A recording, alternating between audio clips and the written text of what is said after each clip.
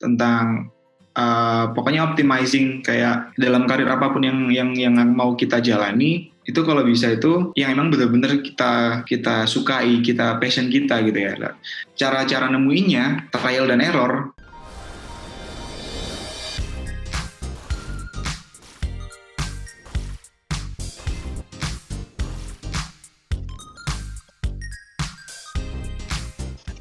Selamat pagi, nama saya Yoka Rismadora. Jadi saat ini saya kerja di Jawa Timur Park Group sebagai marketing dan public relation yang berbasis di Kota Wisata Batu, Jawa Timur.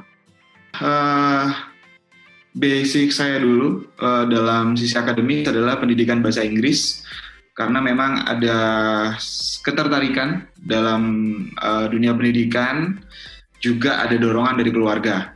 Nah, jadi semenjak kuliah aku udah mulai ngasih course, udah mulai ngajar di beberapa lembaga sekolah, ya short course, TOEFL ataupun IELTS. Tapi ketertarikan utama waktu itu adalah di bahasanya. Jadi waktu itu udah mulai otodidak melatih bahasa Inggris dan juga bahasa Arab ke jalanan ya, nyari-nyari turis kayak gitu. Kemudian aku coba juga beberapa bidang lain seperti broadcasting, juga hosting, MC di beberapa event. Sempat juga masuk dunia perbankan, insurance, jadi agak random sih. Jadi aku cuman trial dan error. Lalu ada peluang di Museum Angkut waktu itu, tahun 2014. Aku lihat dari Facebook, aku apply lah coba di bagian marketing. So dari situ juga basic marketingku masih sangat minim di insurance sama perbankan ya, lebih ke sales sih basicnya.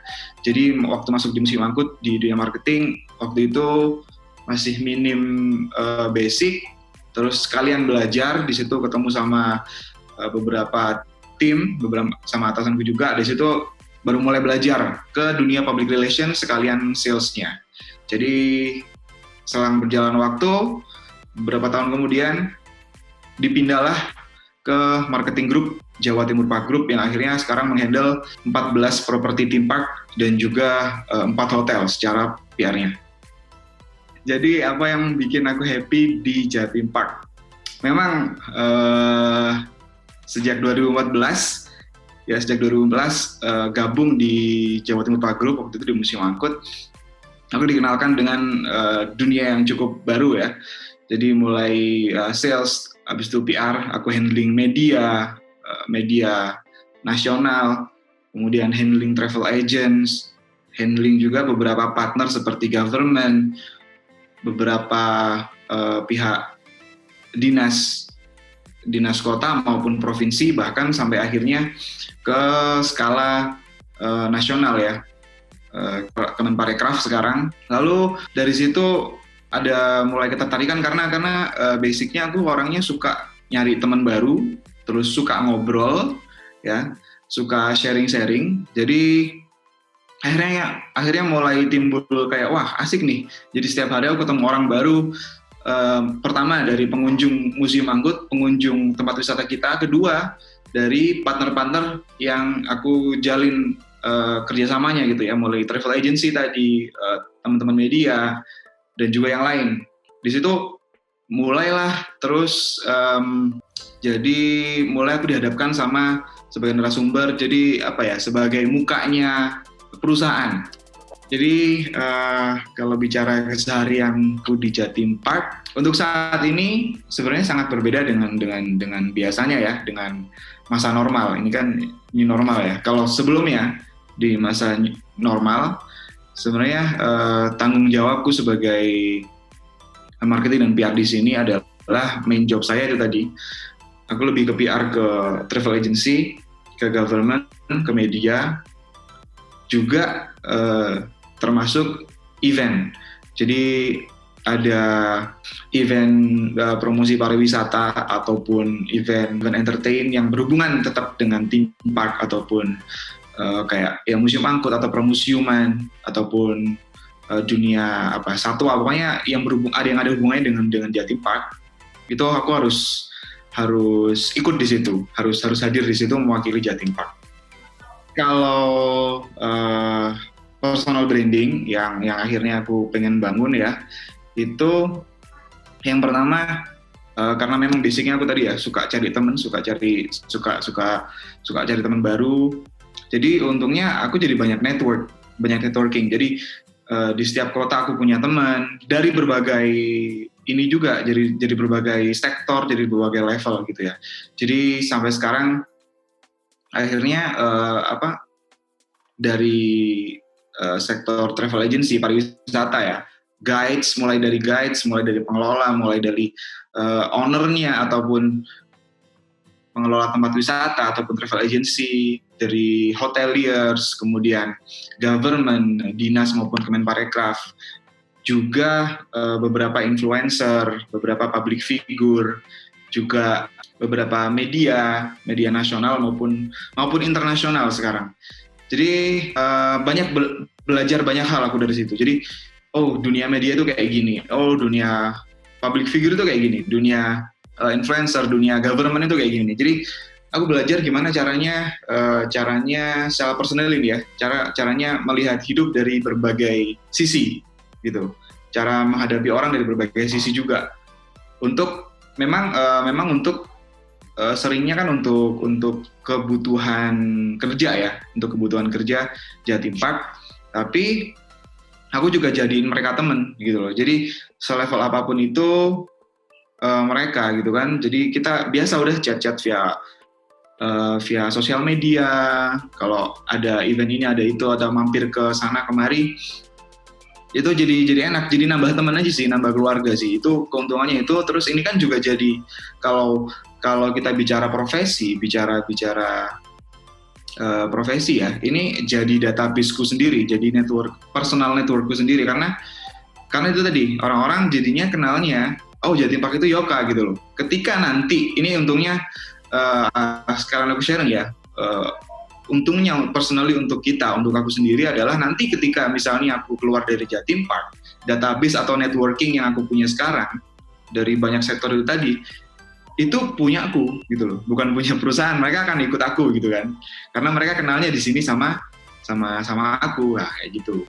Untuk challenge yang jelas adalah karena setiap harinya aku berhadapan sama banyak sekali orang yang berbeda-beda background, berbeda-beda basicnya, berbeda-beda karakter. Challenge-nya ya itu ya, gimana aku bisa masuk ke dunia mereka masing-masing dengan apa adanya aku di sini sebagai PR Jatim Park gitu kan. Jadi personally untuk diriku sendiri juga gimana caranya aku membawa nama Jatim Park ke itu tadi, masuk ke dunia yang berbeda. Challenge-nya itu sih. Jadi cara ngadepin sektor ini seperti ini, cara menghadapi media seperti ini, cara kayak contoh yang tadi aku baru ceritakan ya. Jadi personally aku sendiri langsung yang chit-chat, yang discuss sama Mas Akbar Rais ya, yang kemarin itu. Jadi ini nanti mau kayak gimana gitu, konsepnya kayak gimana, challenging-nya ya itu sih, karena kebiasaan apalagi public figure ya.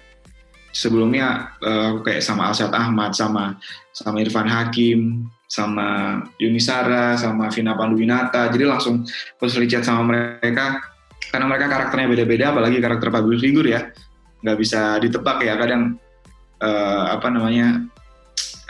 permintaan ketika di sini kayak gini. Challenging-nya di situ juga challenging-nya adalah terkadang ketika kita mengkonsep digital campaign ataupun event, terus kita blow up ya di sosial media ataupun advertising yang offline gitu kan. Kadang ada beberapa kayak jadi aku bisa bilang ada external challenge sama internal challenge ya. Kalau tadi external challenge ya, kita lebih menghadapi banyak karakter yang berbeda, mulai B2B ataupun B2C, langsung ke customer ataupun partner kayak tadi itu. Kalau internal challenge-nya kadang apa yang kita sudah angkat gini ya, terus ketika orang datang, misalnya nih datang ke Jatim Park 1, wah ini seperti ini luar biasa, hospitality-nya seperti ini luar biasa, sangat ramah, bla bla bla. Terus ketika datang ke sini, ternyata ternyata nggak sesuai ekspektasi mereka yang mereka lihat di iklan ataupun digital campaign yang kita angkat. Nah, itu jadi PR tersendiri ya. Jadi gimana caranya aku langsung counter itu tadi dengan strategi baru lagi gitu. Memorable moment ya, atau yang membanggakan ya, itu lebih ke memorable moment aja ya. Ya bangga, tapi ya kurang terus gitu ya. Jadi yang aku nggak sangka adalah dulu memang awal itu aku pengen tadi kalau akademis ya, selain pendidikan aku juga pengen masuk ke dunia HI sebenarnya, hubungan internasional, karena aku pengen banget ke luar negeri kayak gitu ya, jangan keluar negeri lah, inilah itulah, tapi nggak berhasil waktu itu di HI. Akhirnya masuk ke pendidikan, nggak nyangka ternyata pas aku masuk di Jawa Timur Park Group sebagai marketing dan PR, aku diproyeksikan sama atasanku untuk pasar internasional karena aku bisa bahasa Inggris dan juga bahasa Arab. So wah itu kaget banget, ternyata cita-cita dulu ya kan bisa tercapai sekarang dengan cara yang lain.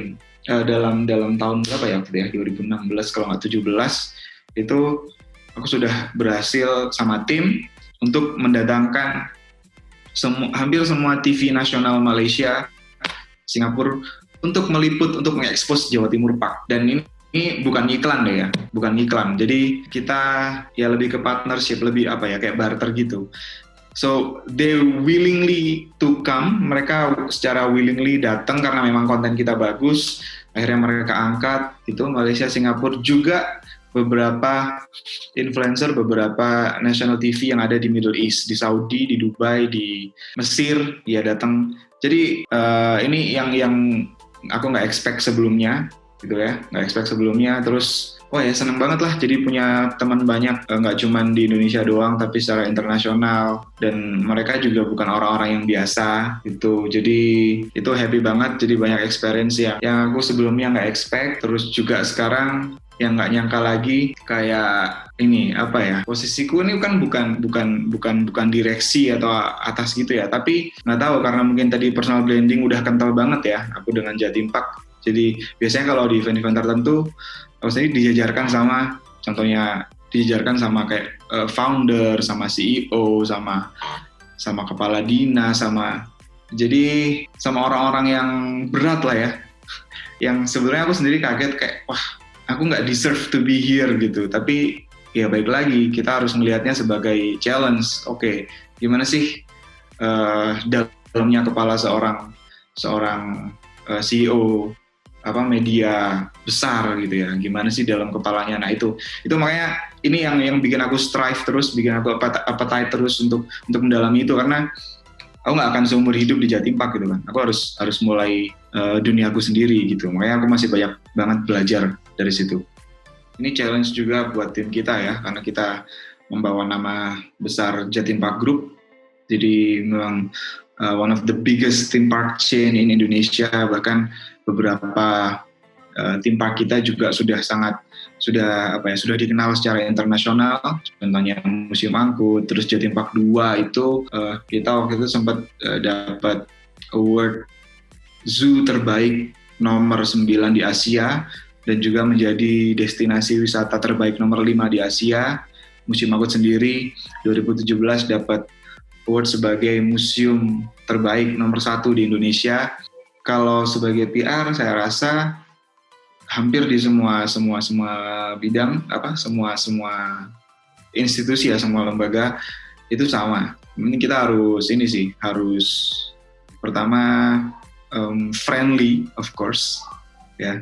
Kita harus friendly dan kita harus bisa menyesuaikan diri dengan siapa kita ngomong, di mana kita ngomong, kapan kita ngomong sama orang itu, entah itu klien, entah itu klien B2B ataupun B2C. Terus sama penampilan ya, penampilan kita juga, apalagi kita di tempat wisata.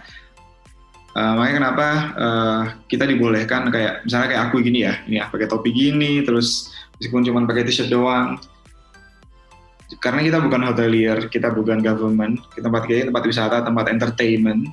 So as long as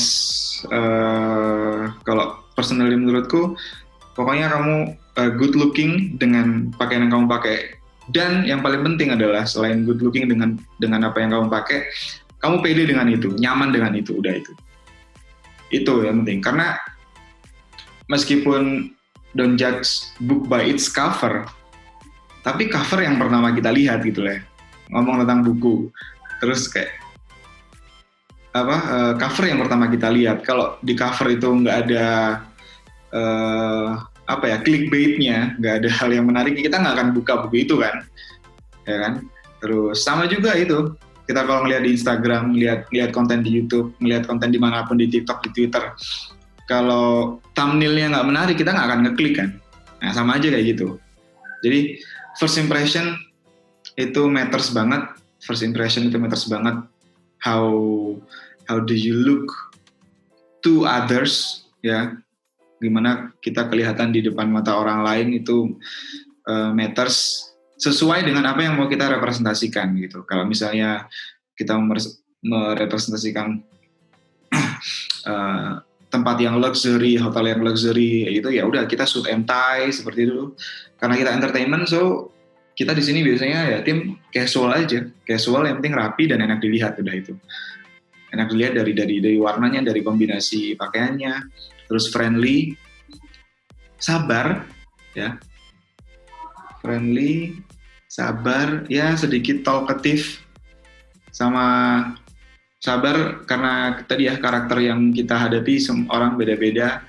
Habis itu kalau memang lagi jualan banget kayak aku kemarin lagi event, lagi jadi narasumber kayak gini, kita harus nyiapkan pitch yang bikin orang itu pengen tahu lagi ya gitu. Nah kalau teman-teman yang mau mendalami lebih ya bisa trainingnya macam-macam tentang grow yourself, tentang pokoknya optimizing kayak dalam karir apapun yang mau kita jalani, itu kalau bisa itu yang emang benar-benar kita sukai, kita passion kita gitu ya.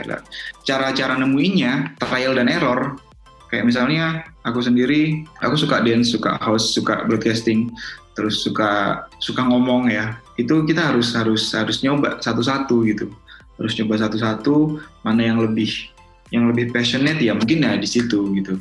Karena kalau kita nggak nyoba ya kita nggak tahu, atau bahkan skill atau bidang yang benar-benar belum pernah kita coba, bisa jadi itu yang akan membawa kita ke sukses. Makanya aku selalu trial dan error di situ kan, menjalani, atau yang punya passion pengen jadi marketing ataupun PR, terutama di tempat wisata kayak yang aku jalani sekarang di Jawa Timur Park Group.